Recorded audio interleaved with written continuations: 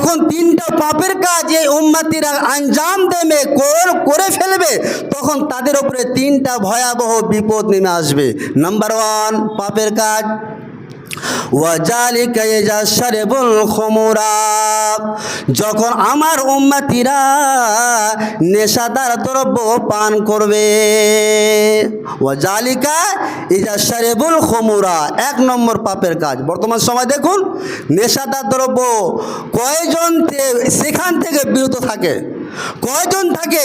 আমি আপনাকে লোককে চিহ্নিত করে বলবো না, আপনি ব্রেনকে খাটান যে কাওয়ামারি গ্রামে নেশাদার দ্রব্য পান করা থেকে কয়জন মানুষ মুক্ত রয়েছেন, কয়জন নেই। তাহলে একটা কাজকে আমরা আঞ্জাম দিয়ে ফেলেছি, আমরা একটা পাপের কাজকে করে ফেলেছি, সেটা কি? নেশাদার দ্রব্য পান করা। নাম্বার 2 পাপের কাজ কি? ওয়াত্তাখাজুল কায়নাতে, যখন ওই সমস্ত মানুষেরা গায়িকা নর্তকদের নিয়ে নাচ গানে মত্ত থাকবে। এখন দেখুন যে কোনো পার্টির পক্ষ থেকে যখন একটা মিটিং হবে, তো সেই মিটিংটা শুরু করার আগে দেখবেন যে 2টা গায়িকা এসে সুন্দরভাবে সেই স্টেজে ড্যান্স করে দিল। আমার মতন মৌলভী সাহেব, আপনার মতন মৌলভী সাহেব হা করে দেখলাম। এরকম হয়, বর্তমানে হচ্ছে। তাহলে আমরা সে কাজটাও করে ফেলেছি। নাম্বার 3 ওয়াজারাবু বিল মাসিফি, যখন আমার উম্মতিরা গান বাজনা বাদ্যযন্ত্র নিয়ে ব্যস্ত থাকবে, যখন এই 3টে পাপের কাজকে আমার উম্মতিরা আঞ্জাম দেবে, তখন তাদের ওপরে 3টা ভয়াবহ বিপদ নেমে আসবে। 3টা ভয়াবহ বিপদ কি, এবং 3টা ভয়াবহ বিপদ এসেছে কিনা আপনি একটু লক্ষ্য করুন। নাম্বার 1 বিপদ কি? খাসফুন, বিভিন্ন জায়গায় ভূমিকম্প হবে, অর্থাৎ ভূমি ধসে যাবে। আল্লাহ রাব্বুল আলামিন মাটিতে কম্পন করে দিয়ে মাটিটাকে ধসিয়ে দেবেন। হচ্ছে? হয়নি? এই তো হলো কিছুদিন আগে পেপারে দিয়েছিল। তাহলে প্রত্যেক দিন বা প্রত্যেক আপনার ঘন্টা বা প্রত্যেক মুহূর্তে এরকম একটা সময় ছিল যে আমরা ঘুমিয়ে থাকতাম। কিছুদিন আগে যে ঘুমিয়ে রয়েছে, হঠাৎ করে ভূমিকম্প শুরু হয়, তাড়াতাড়ি বের হও। তাহলে এটা আযাব কেন আসছে? আমাদের কর্মের কারণে, আমাদের হস্তদ্বয়ের কারণ। নাম্বার 2 পাপের কাজ বা পাপ আমাদের উপরে আসবে, আমাদের উপরে বিপদ আসবে। নাম্বার 2 সেটা কি?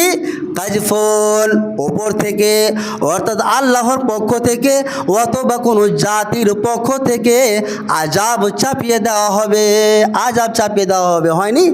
আমাদের এখন বর্তমান সময়ের আমাদের যিনি প্রধানমন্ত্রী, তিনি কি জালেম নন? মানুষের প্রতি জুলুম করেন না? তো জুলুমটা কাদের প্রতি বেশি করেন?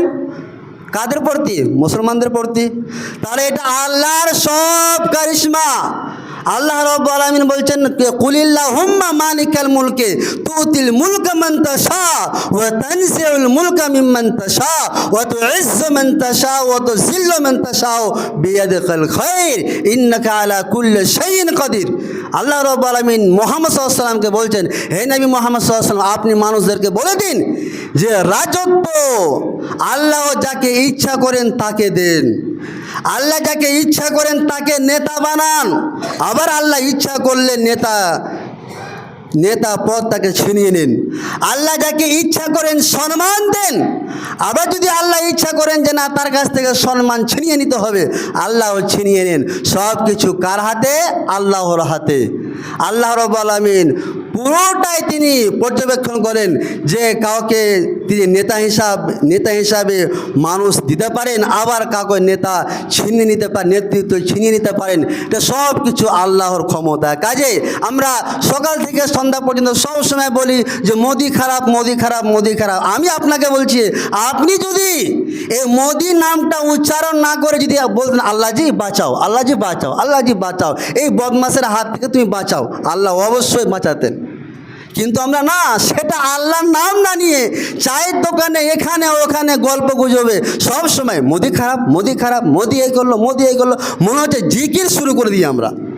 তো জিজ্ঞেস শুরু করতে হবে না, মোদির নামে জিজ্ঞেস শুরু করে লাভ নেই। জিজ্ঞেস শুরু করতে হবে আল্লাহর নামে, আল্লাহ জি এই বদমাসটার হাত থেকে তুমি বাঁচাও, আল্লাহ তুমি এই বদমাসটার হাত থেকে বাঁচাও, আল্লাহ তুমি একে নেতৃত্ব থেকে তুমি সরিয়ে দাও। আল্লাহই পারেন সব কিছু করতে। কাজে এই আযাব আল্লাহ রাব্বুল আলামিনের পক্ষ থেকে, এই যে আমাদের মাথায় যিনি আছেন, আমাদের প্রতি জুলুম করছেন, এটা সব কার পক্ষ থেকে? আল্লাহর পক্ষ থেকে, অথবা কোনো জাতির পক্ষ থেকে আযাব আমাদের উপরে নেমে আসবে। নাম্বার 3, ওয়া মাসখুন, আকার আকৃতি বিবর্তন ঘটবে। তবে আকার আকৃতি বিবর্তন কি ঘটবে? নবী সাল্লাল্লাহু আলাইহি ওয়াসাল্লামের অন্য একটা হাদিসে রয়েছে, লা ইউবিতান্না কওমুন মিন হাযিহিল উম্মতি আলা তাআমিন ওয়া শারাবিন ওয়া লাহবিন, যে অবশ্যই আমার উম্মতের কিছু মানুষ হবে, কিছু লোক হবে যাদের বৈশিষ্ট্য হলো তারা রাত্রে অতিবাহিত করবে বিভিন্ন ধরনের খাদ্য পানীয়তে, আনন্দে প্রমোদে। দেখবেন আল্লাহ রাব্বুল আলামিন যিনাদেরকে বিশাল বড় ধনী করেছেন, তাদের ইতিহাসকে আপনি জানুন যে সে রাত কটার সময় ঘুমায় এবং ঘুমায় কি অবস্থায়। দেখবেন গান শুনে হোক বা নাচ গানে হোক বা কোনো বেশ্যা মহিলাকে নিয়ে হোক, এভাবে তারা রাত্রি অতিবাহিত করে। তো নবীজি বলছেন, কাদ মাসাখু কিরদাতান ওয়া খানাজির, এই সমস্ত মানুষেরাই সকাল করবে শূকর ও বানরের আকৃতিতে, শূকর ও বানরের আকৃতিতে। এদের এই ব্যাপারে মুহাদ্দিসগণের মতামত রয়েছে, হয় এদের আকার আকৃতি শূকর অথবা বানরে পরিণত হবে, নাম্বার 1, অথবা এদের মধ্যে হালাল হারাম বিবেচনা থাকবে না। আজকে 500 টাকা ইনকাম করলাম, হালাল না হারাম, হালাল না হারাম, এটা বিবেচনা থাকবে না। যেরকম কুকুর কি বুঝে যে আমার এ খাওয়াটা হালাল না হারাম? কিছুই বুঝে না। বানর ও কি বুঝে কোনটা হালাল না হারাম? তাহলে এই যে হালাল হারাম বুঝতে পারে না, এই জন্য নবীজি এই সমস্ত মানুষকে কুকুর ও শূকরের বানরের আকৃতিতে তিনি বলেছেন যে এদের মধ্যে হালাল হারাম বিবেচনা থাকবে না।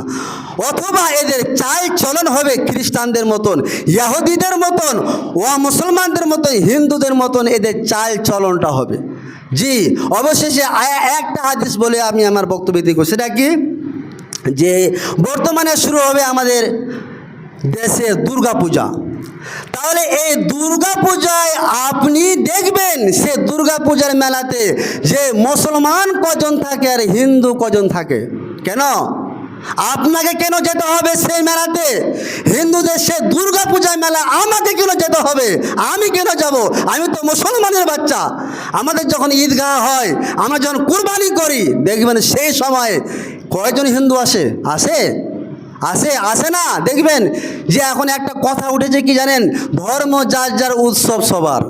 এটা আবার কেমন কথা? ধর্ম যার যার উৎসব সবার, তাহলে তো ভালোই হলো, ইসলাম ধর্ম আমাদের, তাহলে আপনাকে ঈদগাহে মাঠে আসতে হবে নামাজ পড়তে। কিন্তু না, ওদের বেলা ধর্ম যার যার উৎসব সবার, মানে ধর্ম আমরা হিন্দু কিন্তু সবাই দুর্গা পূজা পালন করো।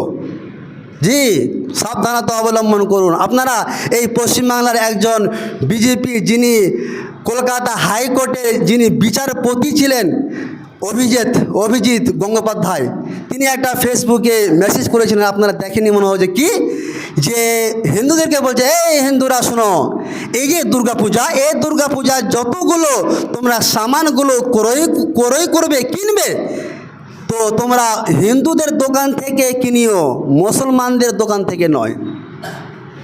জি, অথচ এই লোকটাই কিছুদিন আগে কলকাতা হাইকোর্টের বিচারপতি ছিলেন, আর আজকে ওই লোকটার ওই মুখ থেকে এইগুলো কথা বের হচ্ছে। তাহলে তো সাবধানতা অবলম্বন করুন আর নিজের ঈমানকে বাঁচিয়ে রাখুন, যে আমি ভাই ঈমানকে বিক্রি করব না। আমাকে বলতে হবে না, মুখে কারোর সামনে বলবো না, তোদের মেলাতে যাব না, বলার দরকার নেই। আমি নিজেই আমাকে সতর্কতা থাকতে হবে, ঈমানকে বাঁচিয়ে রাখতে হবে। আমি তাদের মেলাতে যাব কেন, তাদের মেলাতে আমি অংশগ্রহণ করব কেন, এরকম প্রতিজ্ঞা নেন। কারোর সামনে মুখ খুলতে হবে না যে আমি যাব না বা এরকম এভাবে না, আমি নিজে যাব না। বাস এতটুকু ঈমান, যদি ঈমান থাকে এতটুকু পালন করুন এবং সদা সর্বদা ইমানকে বাঁচিয়ে রাখার চেষ্টা করুন। আর যেটা বললাম, গান বাজনা বাদ্যযন্ত্র এই যে একটা হারাম কাজ, সে হারাম কাজটাকে আমরা বর্তমানে হালাল মনে করে কাজটা করি। তো আল্লাহর কাছে প্রার্থনা করি, হে পরওয়ারদিগার আলাম, আমরা যেন এই হারাম কাজ থেকে বিরত থাকতে পারি, তার তুমি ক্ষমতা দাও। সকলের পড়ুন আল্লাহুম্মা আমিন। আউযু বিল্লাহি মিনাশ শাইতানির রাজিম। বিসমিল্লাহির রহমানির রহিম। কুল হুয়াল্লাহু আহাদ, আল্লাহুস সামাদ, লাম ইয়ালিদ ওয়া লাম ইউলাদ ওয়া লাম ইয়াকুল লাহু কুফুয়ান আহাদ। আল্লাহুম্মা